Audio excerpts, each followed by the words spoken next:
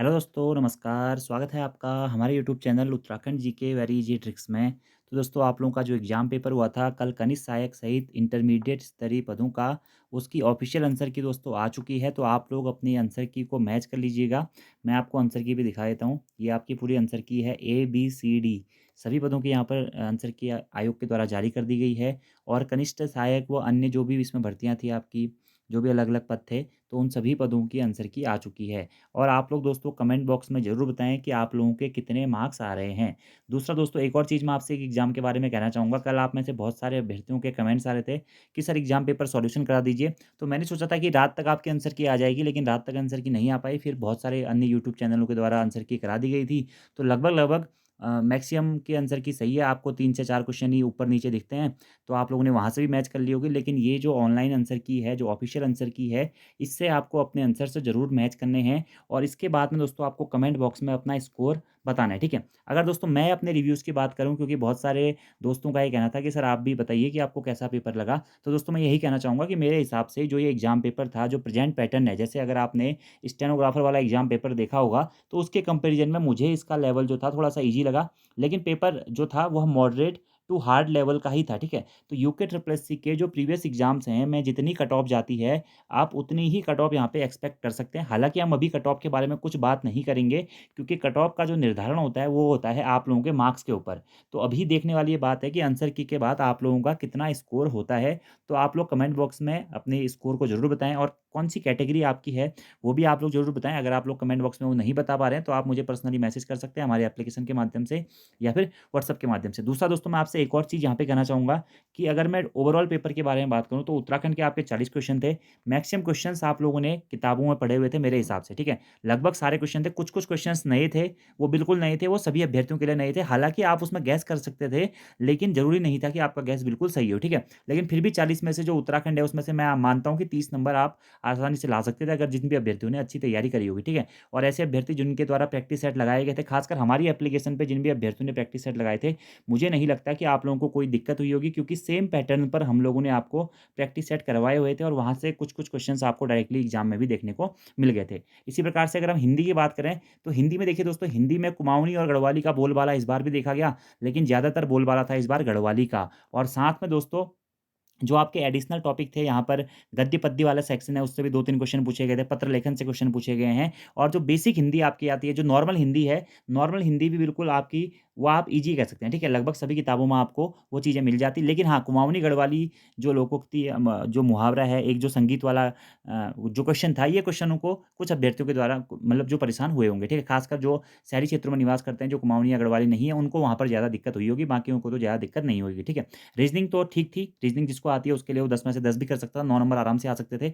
और साथ में अगर मैं बात करूँ दोस्तों जीएस की, तो जीएस का सेक्शन मुझे थोड़ा-सा अटपटा ज़रूर लगा, ठीक है? और उत्तराखंड में जो करंट अफेयर आया हुआ था ना, आपने देखा होगा 2021-22 उसका करंट अफेयर आया हुआ था, ठीक है? अगर जीएस की बात करूँ, तो जीएस भी आपका अच्छा था, जैसे 30 क्वेश्चन थे, तो आप 20 आराम से ला सकते थे। 10 क्वेश्चन अच्छे लेवल के थे, जहाँ पे फैक्ट वगैरह-वगैरह था। बाकी अगर जिस भी अभ्यर्थी ने अच्छी तरीके से जीएस के लिए, मेरे हिसाब से जिसने भी घटना चक्र करी होगी ना, तो उसको ज़्यादा दिक्कत नहीं आई होगी, और थोड़ा बहुत करंट अफेयर देख लिया होगा तो। बाकी उत्तराखंड तो आप लोगों को पता ही है, आप लोगों ने बहुत पढ़ लिया है, यूट्यूब पे भी बहुत सारी चीज़ें हैं। मेरे द्वारा जो जिन भी अभ्यर्थियों को ज़रा पोस्टमार्टम क्लासेस देखी गई होगी, तो उनको कहीं न कहीं, या मैराथन क्लासेस देखी होगी, तो आप लोगों को भी ज़रूर बहुत सारा उससे हेल्प मिली होगी। तो एग्ज़ाम का जो पैटर्न है, उसके हिसाब से आयोग के द्वारा एग्ज़ाम बनाया गया था। आपको पता है कि प्रेज़ेंट में आपका आयोग के द्वारा इसी प्रकार के एग्ज़ाम्स बनाए जा रहे हैं, ठीक है? तो आपको इसी पैटर्न के अनुरूप तैयारी करनी है। बाकी दोस्तों, एक और चीज़ मैं आपसे कहना चाहूँगा, देखिए, एक एग्ज़ाम कभी भी आपके सिलेक्शन को चयनित नहीं करता है। कुछ अभ्यर्थी मुझे कल से लगातार मैसेज कर रहे थे कि सर हम अपनी गलतियों की वजह से बहुत सारे क्वेश्चन गलत करके आ गए, क्योंकि होता ऐसा है ना, जहाँ पर आप 50-50 गैस करते हैं, तो वहाँ पे गलत होने के चांसेस भी रहते हैं, और सही होने के चांसेस भी रहते हैं, ठीक है? हालाँकि इसके बारे में अभी मैं कहना नहीं चाहूँगा। मेरे हिसाब से अभी तक जो मैंने पेपर देखा है, अगर आप लोग जनरल 65 या 67 प्लस हैं, तो मतलब टाइपिंग के लिए तो आप लोगों का नाम आ जाना चाहिए, क्योंकि जिस हिसाब से यूके ट्रिपल एससी की प्रेज़ेंट टाइम पे कट ऑफ रही है, क्योंकि 92,000 अभ्यर्थियों के द्वारा एग्ज़ाम पेपर दिया गया है, करीबन-करीब 500 कुछ शायद आपकी पोस्टें हैं, तो लगभग 5 गुना अभ्यर्थियों का उसमें चयन आपका किया जाएगा टाइपिंग के लिए, ठीक है? बाकी कुछ पदों में टाइपिंग नहीं भी है, तो उन पदों को छोड़ कर के उसके बाद में यहाँ पर देखने वाली ये बात है मेरे हिसाब से, अभी तक के हिसाब से। बाकी अगर आप लोगों के मैं ये जनरल वालों के बारे में बात कर रहा हूँ कि 65 से 67 से मतलब 67 प्लस माइनस 2 आप मान लीजिए, ठीक है? 67 प्लस माइनस 2 हैं अभी तक के हिसाब से, ठीक है? बाकी आप लोगों के जैसे मार्क्स होंगे उसके हिसाब से मैं बता पाऊँगा कि क्या सेफ स्कोर है। लेकिन अभी तक जो मैंने एग्ज़ाम को देखा है, प्रीवियस पैटर्न को देखा है, यूके ट्रिपल एससी के पुराने, क्योंकि ये जो पेपर था अन्य पेपरों की अपेक्षा थोड़ा-सा आप इसे कह सकते हैं कि हल्का पेपर का लेवल था, ठीक है? लेकिन अभी पेपर का लेवल हमें हल्का लग रहा है, लेकिन आप लोगों के जो मार्क्स हैं उसके हिसाब से देखने पर पता चलेगा। लेकिन लेकिन अगर आप लोग सीरियसली कैंडिडेट थे, क्योंकि मुझे बहुत सारे अभ्यर्थी मिल चुके हैं जो 75 प्लस हैं या 70 प्लस हैं। हालाँकि अभी ऑफ़िशियल आंसर की के बाद वो लोग पुष्टि करेंगे कि उनका एक्चुअल स्कोर क्या है। लेकिन जहाँ तक है कि इस पेपर में 70 प्लस या 72 प्लस नंबर आसानी से लाए जा सकते हैं। जिस भी अभ्यर्थी ने अच्छी तरीके से तैयारी करी हुई है, 1-2 साल से जो अभ्यर्थी पढ़ाई कर रहे हैं, और आपने इस पेपर में सामान्य गलतियाँ नहीं करी। सामान्य गलतियों का मतलब आते हुए प्रश्न गलत ना किए हों और साथ में ऐसे प्रश्न गलत ना किए हों जो कि आप लोग 50-50 कन्फ्यूजन वाले रहते हैं या ग जल्दीबाज़ी के चक्कर में गोले गलत ना मार दिए हों, तो आप लोगों की वहाँ पे मैक्सिमम नंबर आने की पॉसिबिलिटी रहती है। तो फिलहाल मेरे हिसाब से ये आपकी आंसर की है, आप लोग इस आंसर की को मैच कीजिएगा। बाकी यही कहना चाहूँगा, जिन भी अभ्यर्थियों के नंबर अच्छे नहीं आ पा रहे हैं दोस्तों, आप लोग निरंतर प्रयास करते रहें, कोशिश करते रहें। हो सकता है कि कल आपका दिन नहीं था, लेकिन आने वाले एग्ज़ाम्स में आप लोगों का दिन हो। मैंने दोस्तों ऐसे बहुत सारे अभ्यर्थी देखे हुए हैं, मुझे भी बहुत टाइम हो गया यूट्यूब पे, आप लोगों को पता है। हालाँकि मैं अभी रेगुलरली वीडियो नहीं बना पाता हूँ, लेकिन मैंने बहुत सारे अभ्यर्थी ऐसे देखे हैं जो बहुत सारे एग्ज़ामों में 1 नंबर, डेढ़ नंबर, 2 नंबर से बाहर होते रहे हैं, या कुछ-कुछ अभ्यर्थी ऐसे भी थे जो 15 से 20 नंबरों से बाहर होते रहे हैं। और अभी जो हाल-फिलहाल में आप लोगों के एग्ज़ाम्स हुए थे, सभी एग्ज़ाम्स में उन लोगों का सिलेक्शन हुआ है। अभी अच्छी खासी पोस्ट पे भी हैं। कुछ अभ्यर्थी मैंने ऐसे भी देखे हुए हैं जो कनिष्ठ सहायक या वीडियो वीडियो में बाहर हो गए थे, और एट लास्ट में अभी उनका बहुत अच्छे-अच्छे एग्ज़ाम्स में सिलेक्शन हुआ है। ठीक है? जो अपर ग्रेड पे की जॉब्स हैं, वहाँ पर उनका सिलेक्शन हुआ है। कुछ लोग पटवारी बने, कुछ लोग सहायक समाज कल्याण अधिकारी बने, कुछ लोगों का एई में हुआ, कुछ लोगों का जेईई में हुआ। तो नॉर्मल वही कैंडिडेट वहाँ पर जाके भी अच्छा स्कोर कर पा रहे हैं।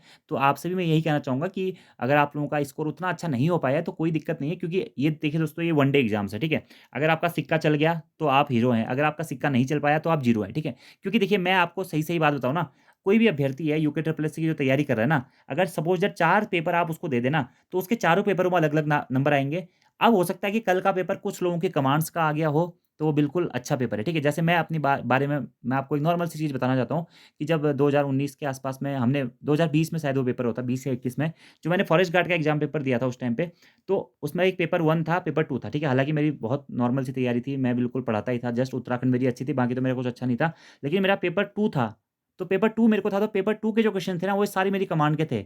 वो ऐसे क्वेश्चन थे जिनको मैं हैंडल कर ले रहा था, तो मेरे अच्छे खासे नंबर थे उसमें। मेरे ख्याल से मेरे 79 पॉइंट कुछ नंबर थे उस टाइम पे, ठीक है? हालाँकि मैंने उसका फिज़िकल नहीं दिया था, लेकिन जो पेपर 1 था, वो अगर मैं उसे करता तो मेरे उसमें हालाँकि स्कोर मेरा बन जाता 62-63 तक, जो उस टाइम पे सक्सेस मतलब 62-63 पे उस टाइम कट ऑफ आ गई थी फॉरेस्ट गार्ड की, लेकिन उतना अच्छा स्कोर नहीं बन पाता। तो ये भी एक देखने वाली बात रहती है कि आपका दिन कैसा था, ठीक है? तो कोई बात नहीं, नॉर्मल सी गलतियाँ हो जाती हैं, हम ह्यूमन बीइंग्स हैं, आपको लेकिन तैयारी ज़रूर करनी है। कुछ अभ्यर्थी इसलिए परेशान रहते हैं कि उनकी उम्र ज़्यादा हो चुकी है, उनकी एज ज़्यादा हो चुकी है। देखिए दोस्तों, आपसे मैं यही कहना चाहूँगा कि आप लोग सपोज़ दैट आप घर से निकले हैं, ठीक है? और आप रास्ते पे जा रहे हैं और आपकी मंज़िल यहाँ पे है, ठीक है? हो सकता है कि आप मंज़िल के बिल्कुल पास अभी पहुँचने वाले हों, आपको मंज़िल मिलने ही वाली थी और आप इसको छोड़ दें।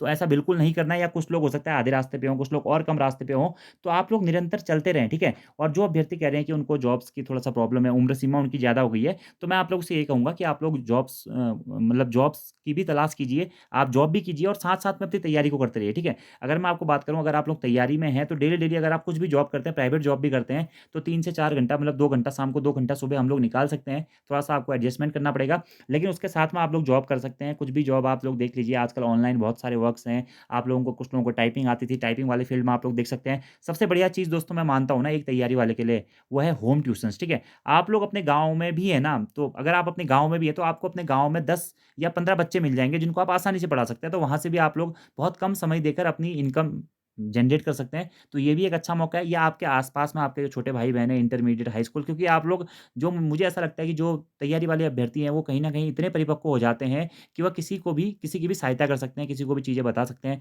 भले ही आप आजकल देखिए होम ट्यूशन्स का कॉन्सेप्ट चला हुआ है, आप किसी बच्चे को पढ़ाइए, आपको नॉलेज आपको अच्छा खासा है ही, और आप नॉर्मली उन चीज़ों को पढ़ा भी सकते हैं। जैसे हम लोग जो पढ़ के आए हुए हैं, या आप लोगों को अभी नहीं भी समझ में आता है, तो कुछ दिनों आप उन चीज़ों को पढ़ेंगे, तो आपको एक पढ़ाने की हैबिट भी हो जाएगी और आपका फील्ड भी सेम रहेगा। या कुछ अभ्यर्थी हो सकता है कि प्राइवेट जॉब तलाश करें, तो आप प्राइवेट भी तलाश कर सकते हैं। बाकी आजकल जॉब्स के बहुत सारे ऑप्शंस हैं, आपको पता है।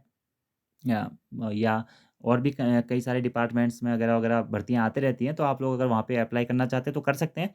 लेकिन अगर आप लोगों को उतना ही ज़्यादा नीड है जॉब का, तो आप जॉब भी कीजिए और साथ में अपनी तैयारी भी कीजिए, ठीक है? बाकी जिन अभ्यर्थियों को अभी कोई दिक्कत नहीं है, जिन अभ्यर्थियों को अभी 1 से 2 साल, 2 से 3 साल हुए हैं तैयारी करते हुए, उनको कोई भी टेंशन लेने की ज़रूरत नहीं है। देखिए, गवर्नमेंट जॉब निकालने में थोड़ा बहुत टाइम लगता ही है और आप लोग जैसे-जैसे तैयारी करते रहेंगे, जैसे-जैसे मेहनत करते रहेंगे, आप लोगों का एग्ज़ाम निकलने की पूरी-पूरी पॉसिबिलिटी है। देखिए, सीटें फिक्स हैं, जो ज़्यादा मेहनत करेगा उसी का होगा या मेहनत के साथ-साथ इन एग्ज़ामों में थोड़ा-सा आपकी किस्मत भी देखी जाती है। बहुत बार हम बहुत ज़्यादा मेहनत करते हैं, उसका सिलेक्शन नहीं होता है। बहुत बार हम बहुत कम मेहनत करते हैं और हमारा सिलेक्शन हो जाता है। मैं आपको जस्ट एक नॉर्मल सी बात इसलिए दोस्तों ये कह रहा हूँ, क्योंकि एक हमारा ही एक स्टूडेंट था, मतलब उसके द्वारा मुझे कॉल करके बताया गया था, ठीक है? हरिद्वार के वो भाई जी थे, तो उनके फॉरेस्ट गार्ड में 63 नंबर आए थे 2000, जो अभी लेटेस्ट वाला आपका फॉरेस्ट गार्ड हुआ था उसमें, ऐसा कुछ था मतलब, ठीक है? मतलब शायद 2021 वाले फॉरेस्ट गार्ड में ही आए हुए थे, ठीक है? तो लेकिन उनके द्वारा ये कहा गया था कि उन्होंने खाली यूट्यूब से पढ़ाई करी, खाली उन्होंने उत्तराखंड के लिए परीक्षावाणी पढ़ी और जीएस पढ़ा और मात्र 5 महीने की तैयारी करी और एग्ज़ाम निकल गया। तो कभी-कभी ऐसा भी हो जाता है और कभी-कभी हमारे बहुत सारे दोस्त ऐसे भी जो 5-6 सालों से पढ़ रहे हैं, लेकिन उनका नहीं हो पाता है क्योंकि थोड़ा बहुत टेंशन्स हो जाती है, थोड़ा बहुत प्रैक्टिस की कमी रह जाती है। और दोस्तों मैं एक चीज़ और आप लोगों से ज़रूर कहना चाहूँगा कि अभी के एग्ज़ाम अगर आपको क्लियर करने हैं ना, तो आपको प्रैक्टिस ज़रूर करनी है। आप लोग प्रैक्टिस सेट ज़रूर लगाएँ, भले ही आप किसी भी एप्लीकेशन से लगाएँ, किसी भी यूट्यूब चैनल के प्रैक्टिस सेट लगाएँ, किसी भी एप्लीकेशन से लगाएँ, कहीं भी ऑफलाइन पर जाकर प्रैक्टिस सेट लगाएँ, तो आप प्रैक्टिस सेट ज़रूर लगाएँ क्योंकि वहाँ से आपका ना थोड़ा माइंड की शार्पनेस बढ़ेगी कि आप क्या गलतियाँ कर रहे हैं, क्या आपकी मजबूरियाँ मतलब मजबूती है एग्ज़ाम में, क्या आपकी कमी है, आपको किस सेक्शन पे काम करना चाहिए, क्या आपकी पकड़ किस क्षेत्र में है। तो ये चीज़ें वहाँ पर आपकी बहुत ज़्यादा हेल्प करती हैं। बाकी अभी वीडियो थोड़ा-सा लंबी हो गई है, बहुत अभी मैं आप लोगों के लिए कंटिन्यू वीडियो बना भी नहीं पा रहा हूँ। तो मैं कोशिश करूँगा अगले महीने से आप लोगों के लिए कंटिन्यू फिर कुछ हम दोबारा से एक नई जो पैटर्न है उस पर तैयारी करें, उसी के आधार पर वीडियो बनाएँ। थोड़ा-सा आप लोगों को पता है कि जॉब के साथ-साथ चीज़ें टफ़ रह जाती हैं, लेकिन फिर भी मैं उम्मीद करता हूँ कि आप लोगों के इसमें अच्छे नंबर आ रहे होंगे। तो आप लोग अपने आंसर की मैच करके कमेंट बॉक्स में अपने मार्क्स को ज़रूर बताएँ। धन्यवाद, thank you, thanks for watching video, see you next time, धन्यवाद। अगर आप लोगों के कोई सुझाव है, कोई कमेंट है तो आप कमेंट बॉक्स में बता सकते हैं। धन्यवाद।